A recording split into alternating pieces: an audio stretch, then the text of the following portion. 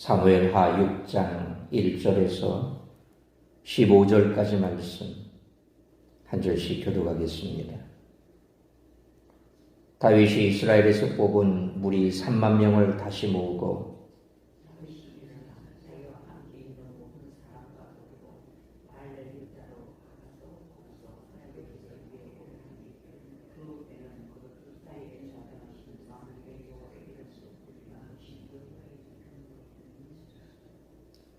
그들이 하나님의 궤를 새 수레에 싣고 산에 있는 아비나답의 집에서 나오는데 아비나답의 아들 우사와 아효가 그 새 수레를 모니라.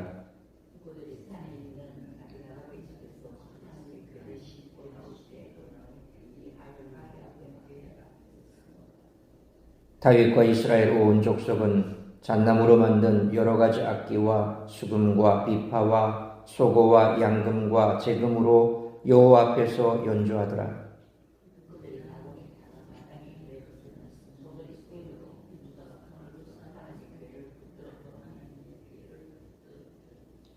여호와 하나님이 우사가 잘못함으로 말미암아 진노하사 그를 그곳에서 치시니 그가 거기 하나님의 궤 곁에서 죽으니라.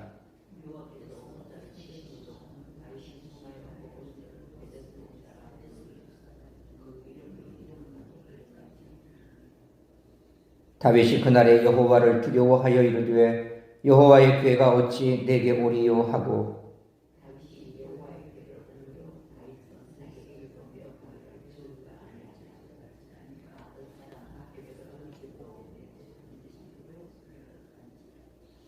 여호와의 궤가 가드 사람 오베데돔의 집에 석 달을 있었는데 여호와께서 오베데돔과 그의 온 집에 복을 주시니라.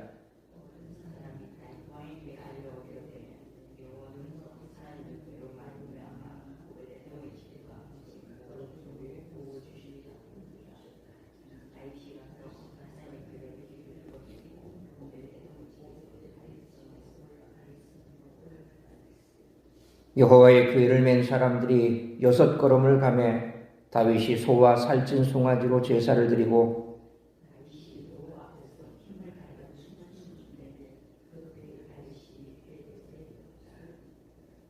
(15절) 같이 읽습니다.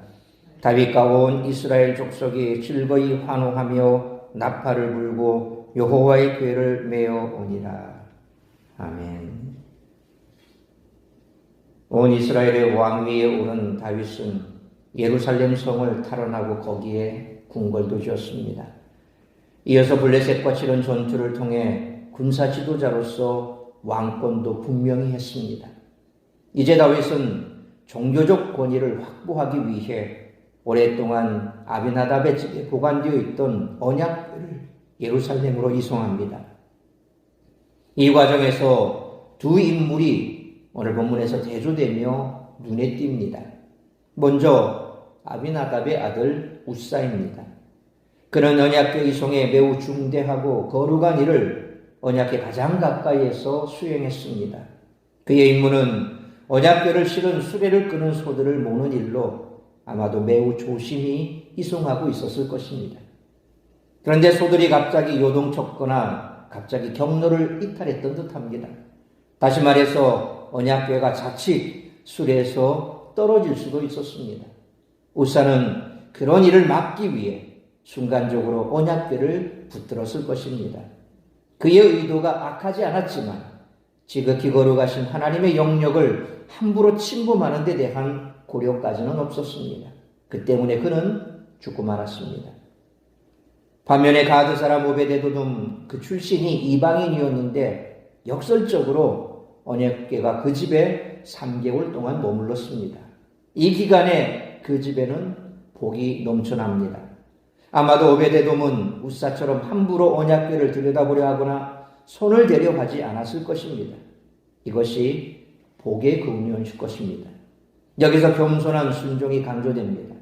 유다 백성인 우사는 죽고 이방인 오베데돔의 집에는 복이 넘쳐난 대조를 통해서 오늘 본문은 개인적 신앙의 판단으로 하나님의 영역을 함부로 넘나드는 죄에 경종을 울리고 있다는 것입니다.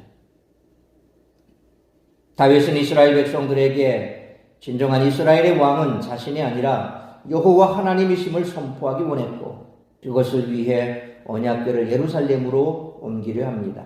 그런데 다윗은 이 과정에서 하나님을 섬길 때 절대 무시해서는 안 되는 중요한 원칙을 배웠습니다. 따라서 그것이 무엇인지에 대한 오늘 본문의 말씀을 통해서 우리들이 깨달아야 할 것은 첫째로 1절로 5절 말씀처럼 말씀대로 하나님을 섬겨야 한다는 것입니다. 다윗은 1절로 2절 말씀처럼 언약궤를 예루살렘으로 옮기는 일을 엄숙하고 큰 행사로 만들어 하나님의 위엄을 많은 사람에게 선포하려 했습니다. 그래서 다윗은 많은 군사를 소집해 언약궤가 있는 바알레 유다, 사무엘상 7장 1절로 2절에 보면 기랏 여아림 사람들이 와서 여호와의 궤를 옮겨 산에 사는 아비나답의 집에 들여놓고 그의 아들 엘리야사를 거룩하게 구별하여 여호와의 궤를 지키게 하였더니 궤가 기럇 여아림에 들어간 날로부터 20년 동안 오래 있은지라 이스라엘 온 족속이 여호와를 사모하니라. 그렇게 말씀하고 있죠. 여기 보니까 아비나답의 집에 들여놓았는데 그곳이 기럇 여아림에 있는 사람들이 있는 곳이다. 기럇 여아림이라고 되어 있습니다. 근데 오늘 본문에는 바알레 유다라고 되어 있죠. 법궤가 20년 동안 지금 바알레 유다에 있었다. 사무엘 상 말씀에 따르면 이곳이 바로 기럇 여아림이라는 것이죠. 이거 동일 지명입니다. 어쨌든 언약궤가 기럇 여아림 곧 바알레 유다로 가서 이제 다윗은 언약궤를 모셔옵니다. 이는 여호와 하나님이 참된 왕이시고 다윗 자신은 그분의 종임을 선포하기 위한 일이었습니다. 그런데 다윗은 3절 말씀처럼 하나님의 궤를 새로 만든 아마도 화려하고 위엄 있게 꾸몄을 수레에 실었습니다. 그리고 4절 말씀처럼 일행은 산지에 있던 아비나답의 집에서 출발해 내려왔는데 언약궤를 실은 수레에 앞서 아효가 길을 텄습니다. 이어지는 5절 말씀은 언약궤가 이송될 때 다윗과 백성들의 모습을 그려줍니다. 여기서 문제가 되는 것은 하나님의 궤를 수레에 실은 것입니다. 이는 왕을 평안히 모신다는 의미로 행한 일일 것입니다. 그러나 그 마음은 진실했을지 모르나 율법과는 맞지 않았습니다. 민수기 4장 15절 말씀에 진영을 떠날 때에 아론과 그의 아들들이 성소와 성소의 모든 기구 덮는 일을 마치거든 고핫 자손들이 와서 맬 것이니라. 그러나 성물은 만지지 말라. 그들이 죽으리라. 행한 물건 중에서 이것들은 고핫 자손이 맬 것이며 라는 말씀처럼 언약궤는 레위인 고핫 자손들이 어깨로 메어 옮겨야 했고 또 성소에 속한 성물을 만져서는 안 됐습니다. 이처럼 하나님 말씀보다 마음이 앞섰기에 문제가 발생하지 않을 수 없었던 것이지요. 그러므로 하나님을 섬김에 있어 하나님의 말씀을 따르지 않고 자기 소견대로 하나님을 섬기려 하면 사고를 피할 수 없으므로 말씀대로 하나님을 섬기는 우리 모두가 되시기를 축원합니다. 두 번째로 6절로 10절 말씀처럼 말씀을 통해 하나님을 바로 알고 바로 섬겨야 한다는 것입니다.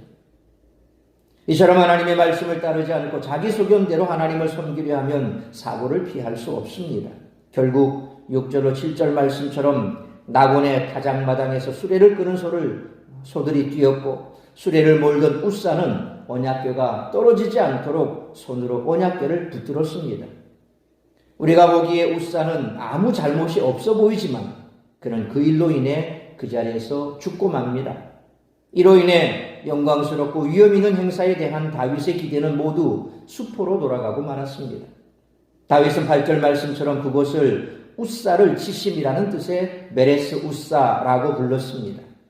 그리고 9절로 10절 말씀처럼 언약궤를 이방인 오베데돔의 집으로 옮겨가게 했습니다. 그러므로 말씀을 통해 하나님이 어떤 분이고 무엇을 기뻐하는지 아는 것은 하면 좋고 못해도 어쩔 수 없는 정도의 일이 아니라 우리가 마땅히 해야 할 필수적인 일이므로 하나님을 바로 알고 바로 섬길 수 있는 우리 모두가 되시기를 축원합니다.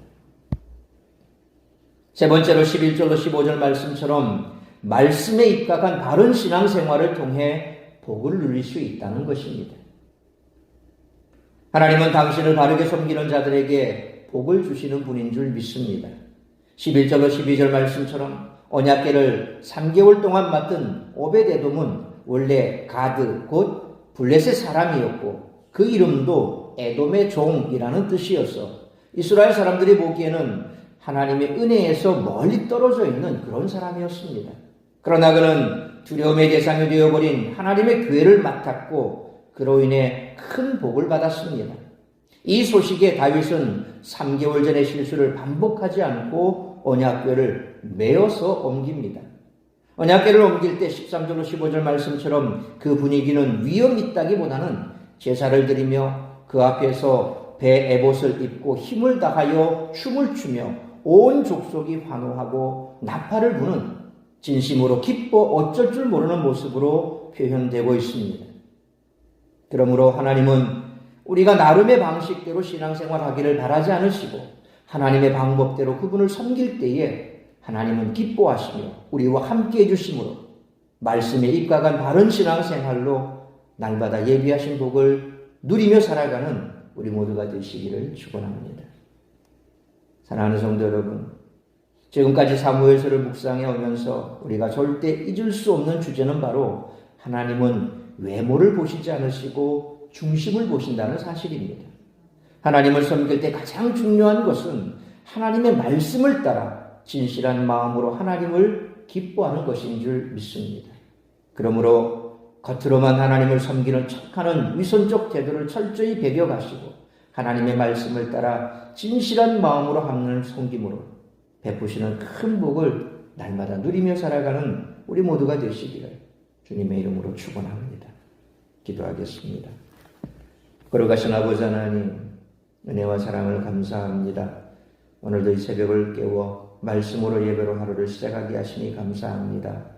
오늘 우리에게 주신 말씀처럼 우리가 신앙생활하면서 늘 자주 범하는 누가 바로 내 생각대로 이 정도쯤이면 괜찮겠지. 이것 정도는 하나님이 이해하시겠지. 늘 그와 같이 말씀이 기준이 아니라 내 편한 대로 내 편리대로 그렇게 생각하고 신앙생활하는 것입니다.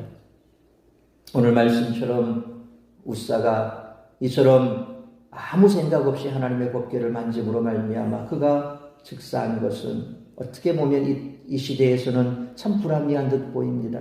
그 정도쯤이야 그가 일부러 그런 것도 아닌데 왜 하나님께서 그러셨을까? 우리가 그렇게 생각할 수도 있습니다. 그러나 분명한 것은 하나님께서 법궤를 어떻게 다루어야 할지 이미 말씀하셨고 그것이 법이라는 것입니다.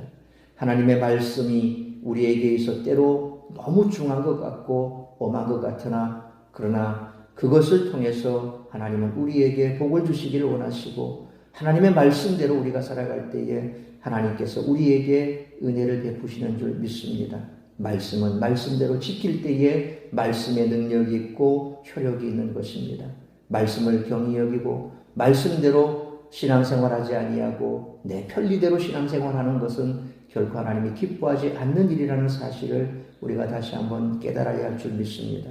그러므로 말씀을 따라 하나님을 바로 알고 말씀을 따라 하나님을 바로 섬길 때에 우리의 신앙의 뼈대가 바로 세워지고 우리가 그렇게 말씀대로 준행하며 살아가는 우리의 모습을 통해서 하나님 영광 받으시며 세상 속에서도 하나님께서 하나님의 위엄을 드러내 주실 줄로 믿습니다. 오늘도 우리가 진실한 마음으로 말씀대로 하나님을 섬기는 삶을 살아가면서 우리를 위해 예비하신 그 모든 복들을 받아 누리는 우리 성도들의 삶이 될 수 있도록 은총을 베풀어 주시옵소서.